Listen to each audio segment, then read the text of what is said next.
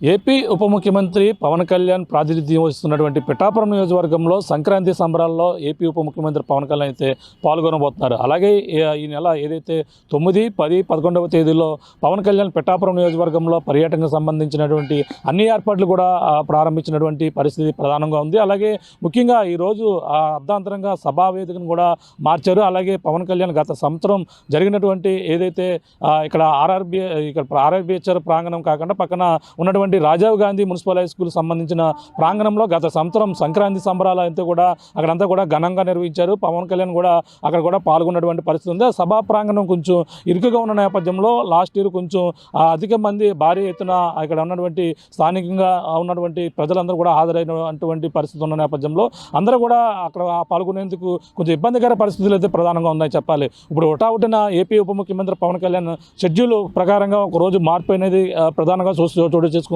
ముఖ్యంగా ఆయన 9వ తేదీన పవన్ కళ్యాణ్ పిఠాపురం చేరుకుంటారని కూడా చెప్పారు. మొదటగా 9 ఉదయం బయలుదేరి మంగళగిరి నుంచి ఆయన హెలికాప్టర్ ద్వారా ఇక్కడ డైరెక్ట్గా ఇక్కడ ఆర్ఆర్బిహెచ్ఆర్ గ్రౌండ్కి హెలిప్యాడ్కి అయితే చేరుకుంటారని కూడా పక్కన షెడ్యూల్ విడుదల చేశారు.